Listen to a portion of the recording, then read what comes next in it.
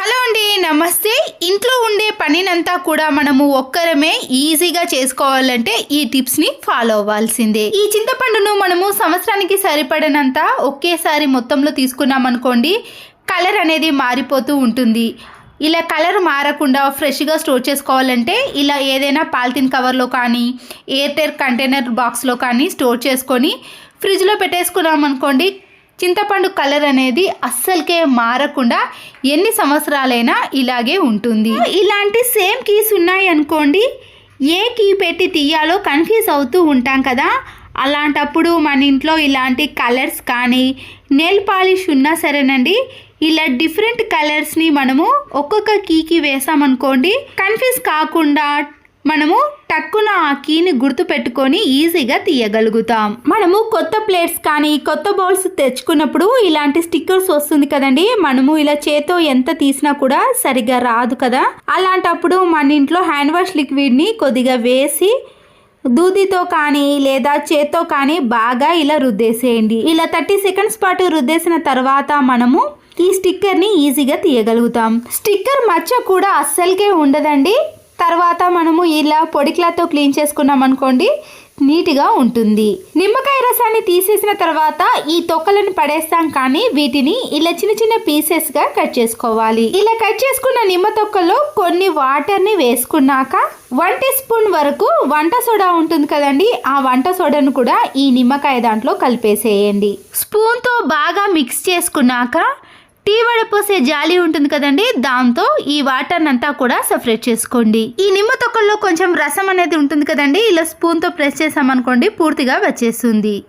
ఇప్పుడు ఈ వాటర్ని మనము వాష్రూమ్లో వేసి క్లీన్ చేసుకున్నామనుకోండి, బ్యాడ్ స్మెల్ కానీ వాష్రూమ్ అనేది చాలా నీట్గా ఉంటుంది. ఎలాంటి కెమికల్స్ని వాడకుండా ఇలా ఇంట్లో ఉండే వాటితోటే ఈజీగా క్లీన్ చేసుకోవచ్చు. చూసారు కదండి, నేను హార్పిక్ లాంటి వాటిని అస్సలకే యూజ్ చేయనండి, కానీ వాష్రూమ్ అనేది ఎప్పుడు చూసినా కూడా చాలా నీట్గా కొత్త దానిలా కనిపిస్తుంది. సరుకులు తెచ్చుకున్నప్పుడు టీ పొడిని కానీ లేదా డ్రై ఫ్రూట్స్, ఇంట్లోకి వాడే సామాన్లు ఉంటాయి కదండి, వాటన్నిటిని మనము ఇలా ఒక డబ్బాలో వేసుకొని స్టోర్ చేసుకుంటాం. కానీ ఎక్స్పైరీ డేటు ఎప్పటి వరకు ఉందో అస్సలకే తెలియదు. అలాంటప్పుడు మనము ఎక్కడైతే ఎక్స్పైరీ డేట్ ఉందో ఆ భాగాన్ని మాత్రమే కట్ చేసుకొని ఆ డబ్బాకి అతికించుకోవటం కానీ లేదా ఆ డబ్బాలో వేసుకోవటం వలన మనం వీటిని ఎన్ని రోజుల తర్వాత వాడినా కూడా ఆ ఎక్స్పైరీ డేట్ అనేది మనకి ఈజీగా కనబడుతుంది. అప్పటి వరకు దీనిని యూజ్ చేసుకోవచ్చు. దేవుని గదిలో మనము ప్రతిరోజు ఇలాంటి దాంట్లో హారతిని ఇస్తాం కదండి, కానీ దాని కింద హారతిని ఇవ్వటం వలన అక్కడ నల్లగా జిడ్డుగా తయారవుతుంది.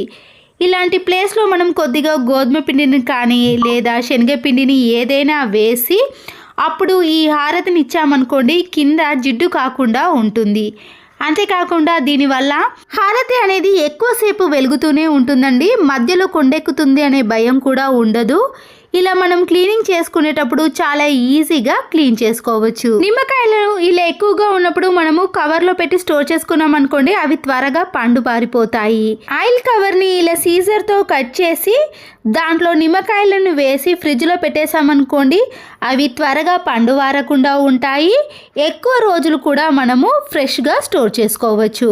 ప్రతిరోజు ఇల్లు ఊడ్చిన తర్వాత ఇలా చెత్త చాటలోకి చెత్తనంతా వేసాం కదండి, ముందుగా ఈ చెత్త చాటను ఇలా క్లీన్గా చేసుకున్న తర్వాత మన ఇంట్లో ప్లాస్టిక్ కవర్లు ఎన్నో ఉంటాయండి, దాంట్లో నుంచి ఇలా ఒకటి తీసి ఈ చెత్త చాటకు ప్లాస్టిక్ కవర్ని వేసి ముడివేసామనుకోండి, కవర్ నుంచి ఈ చెత్త చాట అనేది వేరు కాకుండా ఉంటుంది.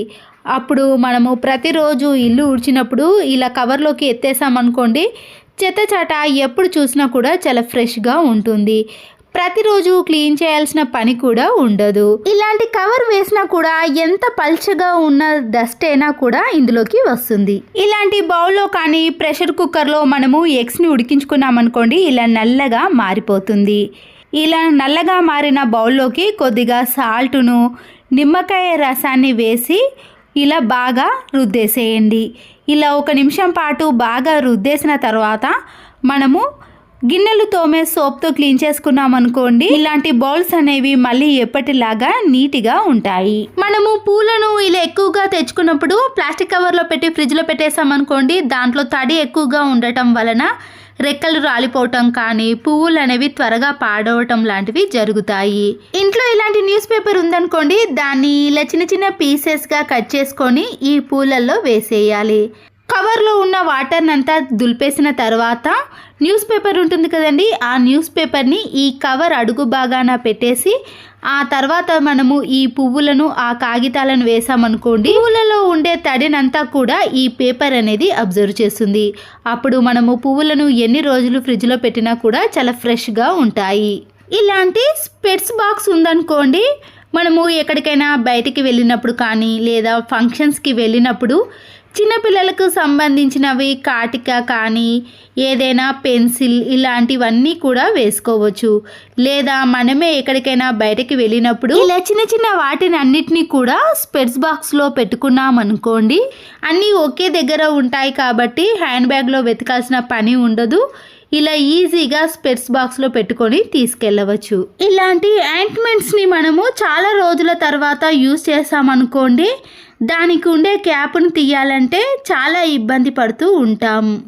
బట్టలకు పెట్టే క్లిప్పులు ఉంటాయి కదండి, ఇలా క్యాప్కు పెట్టేసి మనము గట్టిగా తిప్పేసామనుకోండి, ఈ క్యాప్ అనేది ఈజీగా వస్తుంది.